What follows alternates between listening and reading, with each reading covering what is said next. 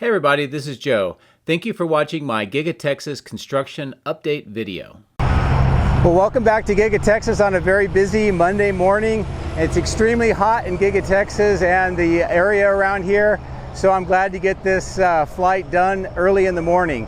Today I start off looking inside the stamping machine structure and try to give you a good view of all of the changes that have happened over the last couple of months inside since the last time I looked. Then we look at a lot of the Model Ys that have been produced over the last couple of days. Significant amount of them have appeared and are getting ready to be moved over to the transport area.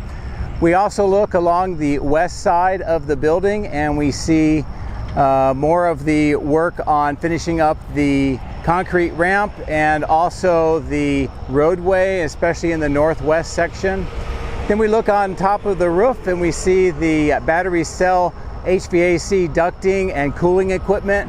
And this, as you'll see in Tobias Lynn's Giga Berlin video of the same area of the battery cell manufacturing facility over there, it looks nearly identical. We also look at the solar panel installation, and that is continuing to grow, and they're doing more wiring. We go over to the battery cathode plant to show you how the steel assembly is just moving along extremely quickly. And as you can see here in these images, it's just amazing to see how fast this is coming along. We also look at that north substation area again and a few other sites around Giga Texas. I appreciate you watching. I hope that you enjoyed this fly and talk today, and have a great day. A special thank you to all of my outstanding Patreons for your continued encouragement and support. Patreon members get access to hundreds of high-resolution photos, previews of the future material, and direct dialogue with me. If you would like to support my channel, please consider becoming a patron using this link, which is also in the video description. Please also consider hitting the like and subscribe buttons, as this helps as well. Thank you. My drones are ready and raring to go. Let's go flying over Giga Texas. Well, we start right off in the stamping machine structure looking inside. There's three main bays. There's an east, a central, and a west bay. What you're seeing here, the closest to us, that's the east bay, smaller stamping machine. The one right behind it is the AIDA stamping machine that's been recently installed. And then behind that is the Schuler stamping press that is operational, making the Model Y body parts. Here we're looking into the center bay area. You can still see some construction that is going on, also with some of the crates that they're still unpacking and removing some of the components that they will need to continue the assembly of these structures. But this whole center bay area, from about here further to the south, was over the last few months excavated down. They put in a completely new foundation in that central bay area. They also constructed something called isolation foundations. That's where these large stamping press machines are installed on top of. And all that was completed. And then we saw the parts for the AIDA, and this is not AIDA. AIDA makes the casting machines. AIDA is a stamping machine, very different. And it's very possible that the machines that were installed in the center bay area are what will be needed for the Cybertruck. The Schuler press in the west bay, the farthest away, is what is used for the Model Ys. But here at the bottom of the screen, you can see a lot of materials and components for some of the stamping machine structures and components that help make different parts for the cars, whether it's stamping out hoods or fenders, or possibly even folding the metal for the Cybertruck at some point in the future. But there's still a lot of progress that needs to be done to finish out all of those new machines.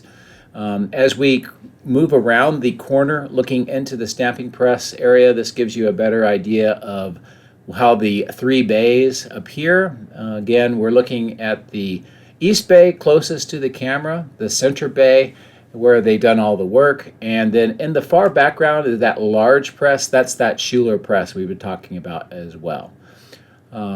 You can also see these large sort of red and silver items. I'm not sure exactly what those are, but they may be either components for one of the presses, or it could be maybe dies that are used for making the steel parts, or it could be new components. I'm not really sure. But this entire press that you see right in front of the camera, that is all new, and it's been installed over the last couple of months.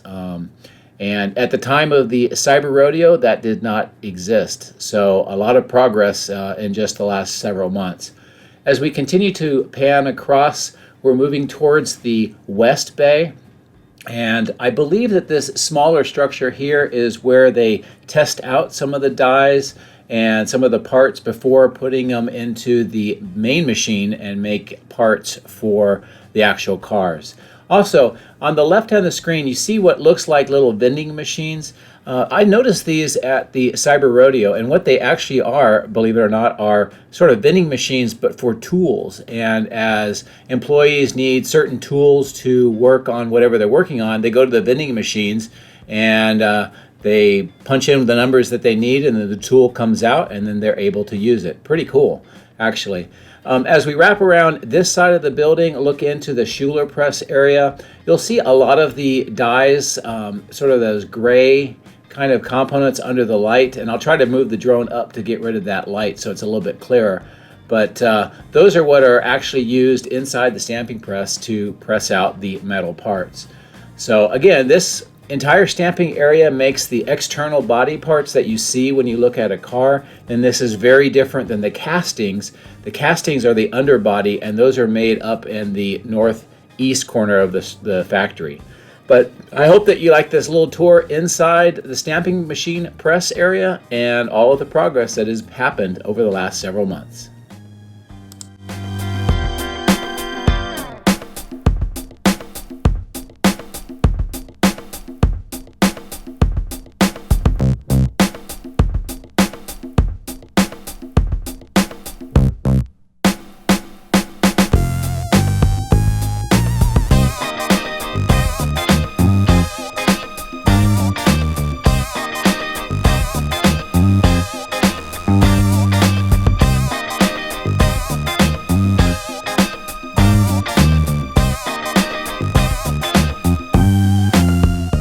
So as we continue to pull back on the south side of the factory, you'll see a very nice sunrise, kind of a orange look to the sky. It was actually very pretty when I arrived. Focusing on the Model Ys, you can see a lot of Model Ys have been built in the last 48 hours or so. And they're parked on the area preparing to be moved over for transports. And as I left the site today, headed back to San Antonio, there were more transports arriving to pick up the vehicles. At the bottom of the screen, this is that steel and material storage and fabrication area. One thing you'll note, and we'll get a little bit closer view, is that platform they've been working on over the last few days is no longer there. So it has been moved to wherever it's being installed. This is that directional drilling. I gave you a link in my previous video for a lot more detailed information, so I'd recommend you take a look at my 8 July video for that link.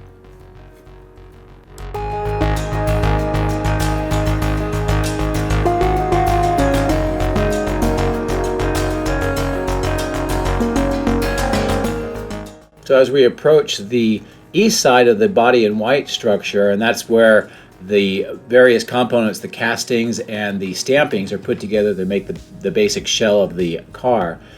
Here you'll see that temporary loading platform to load materials up to the second floor, and then again this area where they're excavating out and preparing to build a new loading bay area. And you can see those 3 loading bays that have been cut into the walls, and they will continue to add more of these as they complete this area. And there's at least 3, possibly 4 more similar loading areas like this along the entire east side of the building.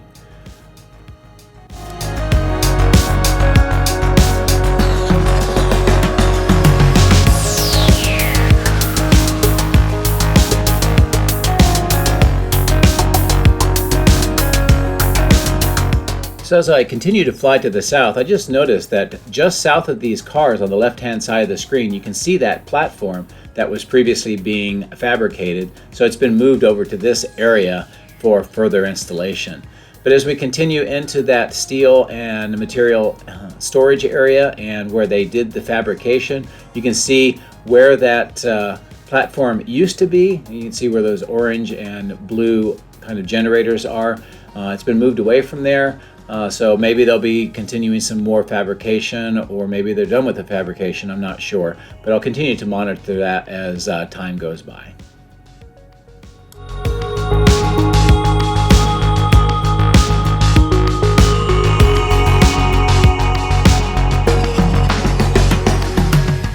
So as I pan back towards the building, you can see in this parking area many Model Ys that have been built within the last 48 hours, and other ones up at that supercharger station with the lights flashing. I believe that's when they're getting updates in addition to charging. But this area here is where the cars are actually picked up by transports, and it looks like they are preparing to move vehicles over there from that temporary parking area. You can see a lot of the materials at the south end of the building here. Those will be moved inside either via this crane through these ports or into the area, what I call the stamping extension, for more construction.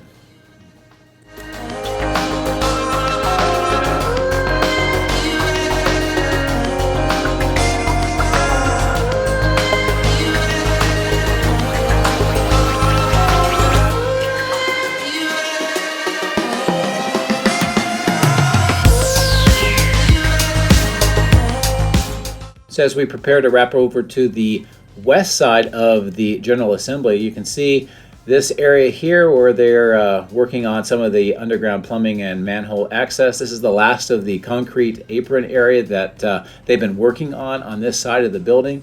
Once that's completed, it'll be nearly complete, except for the area near the main entrance. You can also see on the left-hand side of the screen more work repairing, repaving, or maybe reconfiguring some of the road. And then that central area with the concrete right down the middle of the road. This is where light posts used to be, and they cut them out and they're reconfiguring that site. I'm not exactly sure why. But here, this is the last of the asphalt area right in front of the main entrance area. I suspect once this is worked on, they'll add the ramps for wheelchair access into that main entrance area. As we continue over here, I wanted to pull away from the building a little bit and show you this fiber optic cable installation that is going on. I've been watching the materials being set out and the crews preparing for it, but now it looks like they're actually trenching and installing that fiber optic. The other pipes that you see, this is that temporary irrigation system that they use in lieu of the permanent irrigation system, which we should see constructed fairly soon, at least according to the groundskeeper that I talked to.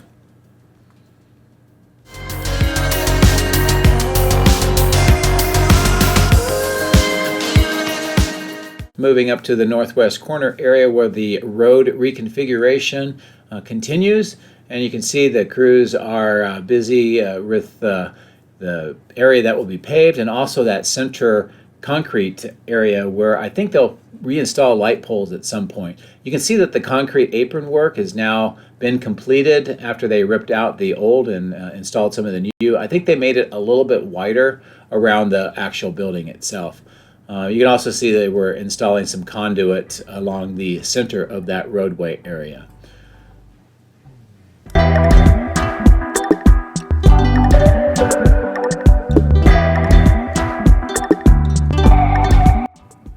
So now I'm going to pop up onto the top of the roof for the battery cell structure. And you can see these ducting and cooling areas. As mentioned in the intro, this is very reminiscent to what we're seeing at Giga Berlin and their battery cell structure. And it's the same material too from Evapco company. I also want to show you here the expansion of the solar panel installation beyond just the letters. And they're using solar edge inverters. They are actually wiring up many of these solar panels.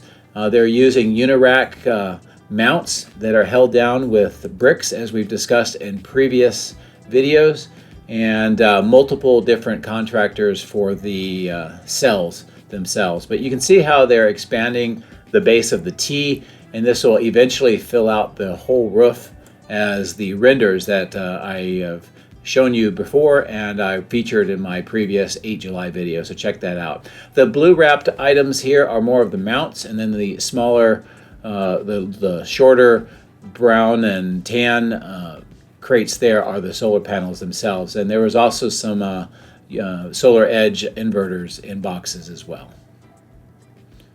So now we are looking at the loading platforms areas for the 3rd and 4th floor of the battery cell structure. The 4th floor is where the HVAC and cooling equipment is located.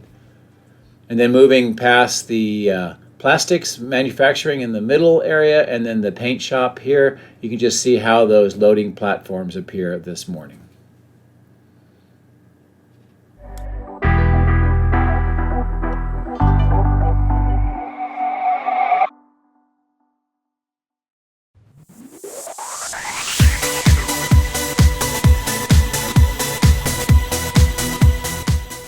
Now that we've flown a little bit farther north, we can see how the electrical substation and megapack construction area is progressing. This triangular area is still something I'm monitoring.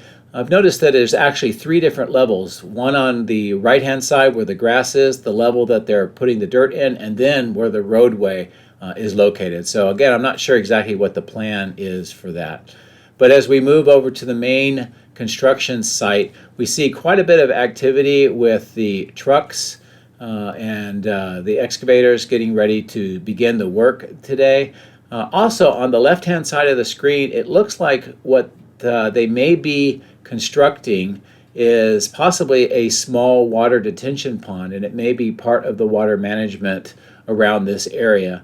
And you can kind of see that sort of shaped depression just past the excavator on the left-hand side of the screen. So I'm going to fly over it right now just to give you a little bit closer look. But it looks like it's a little bit of a depression there, so it may actually be a water detention pond. And again, the difference between retention and detention ponds is detention ponds are normally dry, whereas retention ponds are usually wet. And you can see additional work on this side to prepare this sort of grade, and it is actually at a higher grade than the main construction area, so I'm not sure why at this point, but I'll continue to monitor that as well. As we pass the temporary electrical substation, I'm just showing you some of the components, trailers, and other equipment that will be used to construct the new and permanent electrical substation. And by these parts, you can tell, compared to the temporary site, this is far more robust, far more capable than what the temporary electrical substation provides at this time.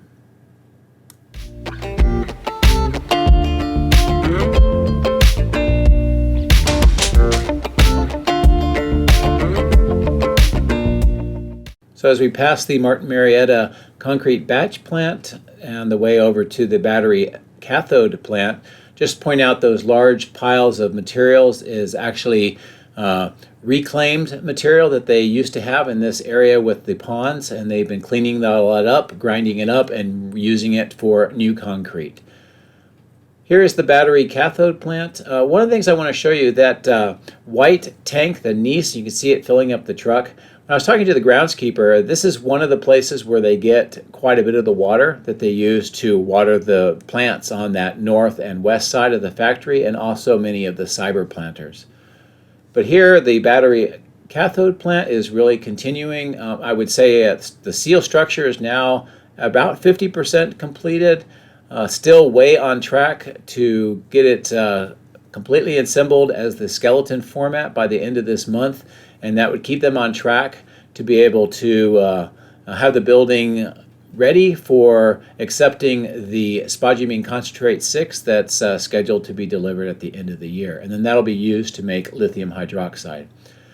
Here you can see a new column is being installed and getting ready to have the crews disconnect it from the crane so they can continue assembly. Just want to point out that these steel workers are incredible. The skill that they have, the nerves of steel that they have, literally walking on and handling these extremely huge and extremely heavy steel parts and doing it in such a professional way. It's just been amazing to watch. Hopefully you can see the size of the people here compared to the beam or the column that they're working on, just so you can get an idea of the immense scale that they are dealing with. So it's been really cool to watch them build Giga Texas and now the battery cathode plant. But now I'm going to fly a little bit along the side here, but I want to go over the top of the structure and then come back down on the west side, partly just to give you a different view and partly just because of the sun angle right now. But as we approach the roof area, you see this raised rectangular structure. I believe this is going to be part of the cooling system and some more Evapco cooling components, possibly some of the fan units that we see across the highway on the west storage area may be installed in this area as well. You can also see a lot of the decking material that'll form the roof and the floors already in place, and that just shows that they intend to move pretty quickly. And then for the floors, concrete will be poured on top of that to give them the strength of the floors. But here you can also see a trench, and it looks like it may be plumbing, but it could also be electrical conduit. But this, one way or the other, will connect to services for this facility. And it's great to see that that is now underway. And moving back towards the north, over where the footings are, just to give you an idea of the perspective of this building in relation to the main structure. And again, about 50% completed. Now I'm going to fly up over the top of the crane, look down onto the building just to give you a different perspective of how this building appears at this time.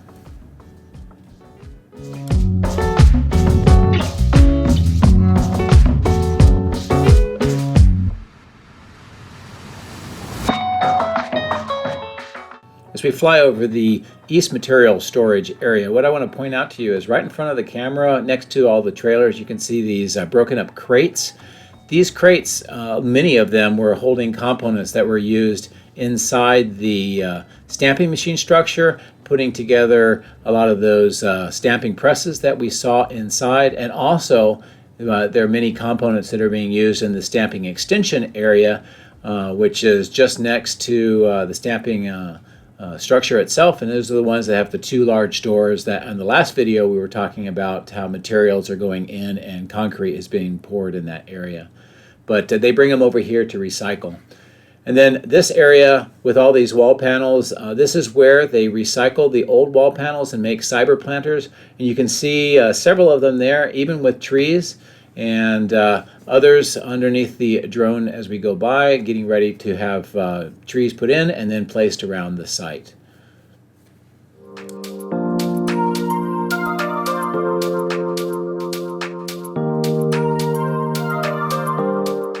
As we approach the parking lot area, the southeast side, we can see the trenching operations are continuing now on this part of the area. And again, this trenching that they're putting in is to have electrical conduit to allow for light poles to be installed. And this is the last of the area on this large parking area that needs to have the trenching and the electrical conduit. And once that is done, we'll probably see the lighting starting to be installed. And I think that will be a great addition, especially at night, as operations here are 24/7, and it will really help with the crews as they come in to park. But here's just a different view of the trenching operations on this side and some of the water being sprayed to control the dust.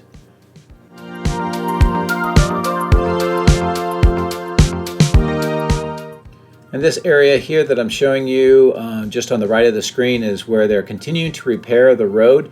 With some rains that we've had in the last month or so, it deteriorated the berm and it deteriorated the shoulder of the road. So they're reconstructing that. And then this new parking area, again, the interesting thing about it is that they are getting all of the conduit, the light poles, and all of the charging stations wired up ahead of the pavement. And that is a big change from what they did on the large parking lot.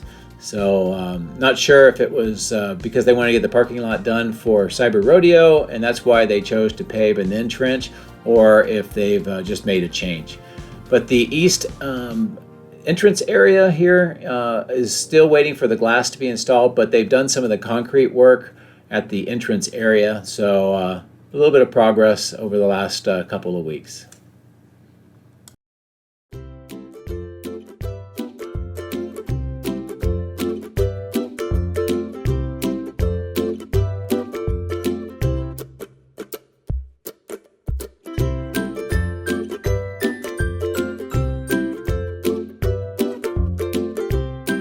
So finally, as I complete the pullback and wrap around the main building, I'm just trying to give you an idea of how the entire roof area looks with the Tesla logo outlined with solar panels. And if you look at the base of the T, you can see how that extension work is beginning, and it will eventually encompass all of the roof as per the renders that we've talked about.